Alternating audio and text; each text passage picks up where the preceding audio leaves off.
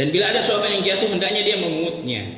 Ya, makanya tadi kalau kita duduk seperti tadi ini, kita bisa kondisikan piring kita itu persis berada di bawah mulut kita, ya, sehingga dia tidak terjatuh kemana-mana. Ya, kalau dia ada makanan yang jatuh, hendaknya dia tidak mengabaikan, dia mengambilnya. Itu karena disebutkan nanti di ini bagaimana kita mensyukuri apa yang ada datang dari Allah Subhanahu Wa Taala. Kita mensyukuri setiap, bukan balala ya artinya, tapi kita mensyukuri itu setiap apa yang Allah Subhanahu Wa Taala berikan kepada kita, bahwa ini adalah hal yang berharga untuk kita. Bukan hal yang kita biar nih hilang, biar saja hilang atau biar saja terbuang. Ya tidak. Ya. Itu adalah bentuk dari bagaimana kita. Kan kadang ada orang yang terbiasa kalau makan, ya makan dengan orang banyak, dia sisakan sebagian, ya, untuk menunjukkan bahwa dia dia tidak rakus. Ya.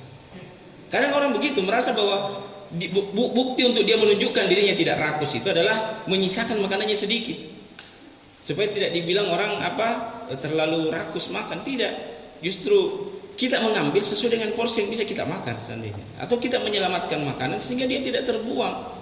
Ya. Bayangkan betapa banyak orang yang juga mau makan seperti apa yang kita makan, tapi kita menyia-nyiakan makanan kita. Ya. Inilah adab sebenarnya itu. Adab ini lahir sebenarnya dari hati yang selalu merasa terpaut kepada Allah Subhanahu Wa Taala. Hati yang punya kepedulian dengan sesuatu. Ya, kita tidak sekedar melakukan itu sebagai suatu tata cara biasa atau supaya orang menghargai kita, tidak. Tapi ada hal-hal yang dari dalam hati kita memang yang mendorong kita untuk melakukan itu. Kenapa kita melakukan itu? Ada hal yang dari dalam hati kita, kebaikan yang al-ihsan yang muncul dengan tata cara kita melakukan sesuatu. Iya. Kalau ada suapan yang jatuh, maka hendaknya dia memungutnya. Iya. Iya. Jadi sebenarnya makan ini sesuatu yang dijadikan baik ya, tata caranya oleh agama kita. Itulah adab ya. Innallaha katabal ihsana ala kulli syai. Sungguhnya Allah itu menetapkan kebaikan untuk semua urusan-urusan. Ya. Saya pernah diantar oleh salah seorang yang mau mengerjakan bangunan, ya, mengerjakan bangunan. Ya, ada orang yang membuka semen itu dengan membuka talinya, ya, membuka talinya baru setelah terbuka ditumpahkan, ya. Tapi ada orang yang lempar saja ke semen begini, terus dia tusuk-tusuk pakai skop, baru dia bilang, coba kau lihat cara kerjanya, kayak tidak ada ininya, maksudnya tidak ada perasaannya bekerja.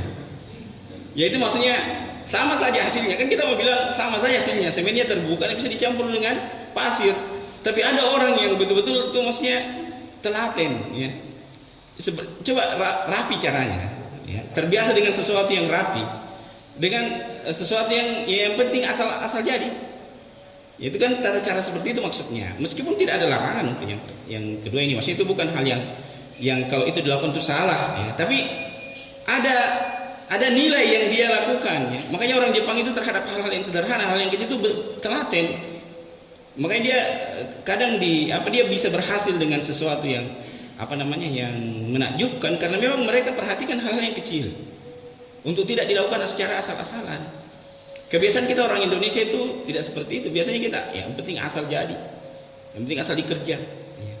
Sama juga makan ini sebenarnya tidak begitu. Ya, ada hal-hal yang lebih utama kita lakukan di dalam prosesnya, dalam tata caranya. Sekali lagi bahwa adab-adab ini adalah sesuatu yang luas sebenarnya. Tapi ada hal yang baik, ya, yang paling baik untuk kita lakukan dalam mengerjakannya, sehingga kita tidak mengerjakan asal-asalan. Ya, sehingga kita selalu berpikir bahwa dan mempertimbangkan dalam setiap urusan-urusan kita yang sifatnya muamalah duniawiyah, kita pilih cara yang paling baik. Ya. Bukan berarti ya ketika tidak seperti itu dia berdosa, tidak. Ya, kadang tidak, kita tidak mengatakan berdosa orang yang makan di atas meja, tidak. Ya, bahkan mungkin dalam berbagai keadaan kita butuh untuk makan di atas meja. Ya, tapi secara asal maka kita berpikir ya makan di atas alas itu lebih menunjukkan ketawaduan misalnya. Ya, sehingga kita tidak perlu ragu-ragu kalau misalnya mau makan di atas alas, di atas lantai misalnya. Ya, karena duduk juga sebagaimana duduk yang dicontohkan tadi itu itu sulit kita lakukan kalau di atas kursi. Ya, kalau di atas kursi ya duduknya seperti ini, jangan duduknya kayak tadi. Karena memang kursi ini tidak diciptakan untuk cara duduk yang tadi. Sama juga dengan kloset duduk, jangan dipakai jongkok. Ya karena peruntukannya seperti itu, meskipun mungkin lebih bagus dan lebih efektif kita buang air itu dengan cara jongkok. Tapi kalau klosetnya kloset duduk, pakai dengan cara duduk. Jangan jongkok di atas kloset duduk. Atau sekali cari kamar mandi yang klosetnya kloset jongkok. Ya, jadi seperti itu. Jadi kita ini ada ciri ya. Ikhwah itu selalu mau praktis saja ya. Kalau tidak ada dalilnya tidak dikerja. Mana dalilnya buang air sambil duduk? Mana dalilnya? Tidak ada dalilnya. Ya malah jongkok, maka biar kloset duduk dia pakai jongkok. Mana dalilnya makan pakai sendok? Maka biar makan bakso pakai tangan juga.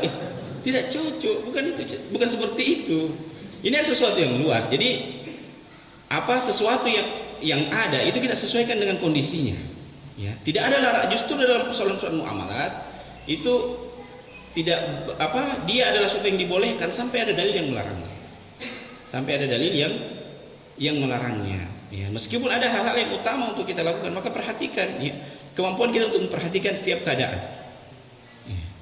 Maka inilah yang kita bahas ya dalam pembahasan insyaallah pada seperempat bagian yang